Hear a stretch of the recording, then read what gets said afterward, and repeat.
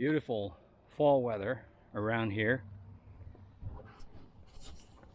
And I am building a shipping container house. I just finished the garage, and I want to show you a little bit about the garage, about the structural integrity of the garage. So let's get right to it.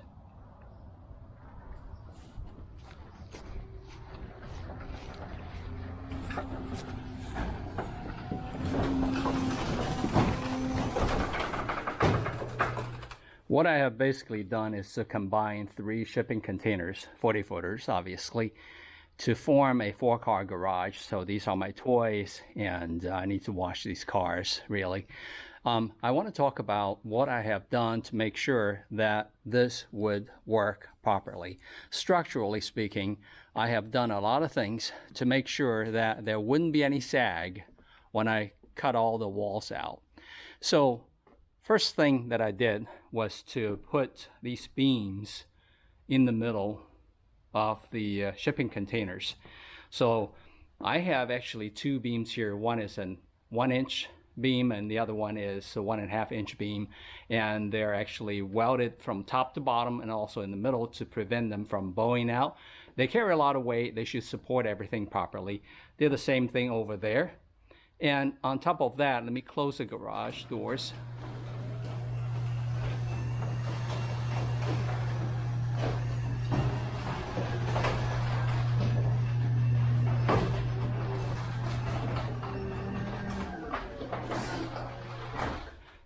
To prevent the open space that I've cut open 16 feet on both sides, to prevent the open space from sagging, I welded a support beam all across to add more rigidity to the top. On top of that, I put an 18-footer, a 2x6x18 across the opening, and screwed the beam to the metal, so that provides more support.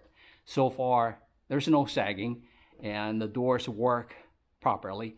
In the middle there, let me go over there to show you.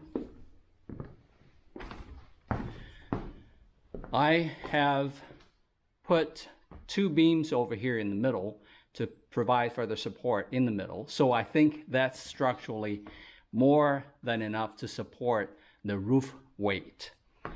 Then on top of this side, I welded another beam to add more rigidity, structural strength to the top of the container. And same thing on this side. What is not shown here, what is not clear to the eye, is that on top, I've welded actually the 2 top beams together. I think I welded the beams together either every 8 feet or every 6 feet at the top. So I welded them from the top. Also, in between the 20-foot span here, I've welded the top of this container to the bottom of the container above. So basically, the 2 beams are hanging from the C-channel of the top container, of the container on top. The C-channels are over, I think they're over 5 inches. They're really strong. They are probably the strongest piece in the container because they carry over 50,000 pounds for each container when they transport loads. So I did the same on this side. You can't see it, but in the middle of this 20-foot span, I welded a piece to the top of the container. So basically, the roofs here, or the beams here, are hanging from the top. Speaking of hanging from the top, I did the same thing here. So you can see that this is hanging from the top. What I did was to make a T. I welded 2 pieces together to form a T, and then it is stuck to the container above. I welded the top of that piece to the top container, to the C-channel above. So again, these 2 beams are hanging from the C-channels above, and the C-channels are really beefy, really strong. And I didn't add any structural support here for the beams because I have hung these two beams here again from the top and again in that space. So that is providing the kind of structural support that the roof needs. And it's working pretty well. I put a laser beam to it. There's hardly any sag in the middle in the 20-foot span. Of course, you see that I added a beam over there on the other side of the wall, one beam over there, and another beam over there.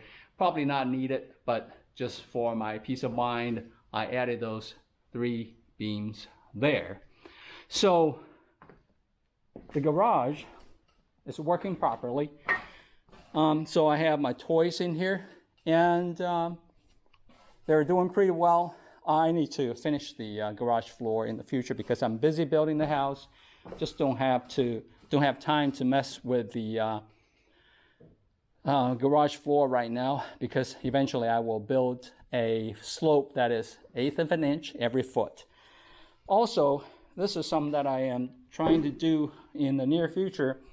I have obtained these steel, actually they're called steel remnants, and I got them from Elrose Steel, a local steel company in town, and they're really cheap.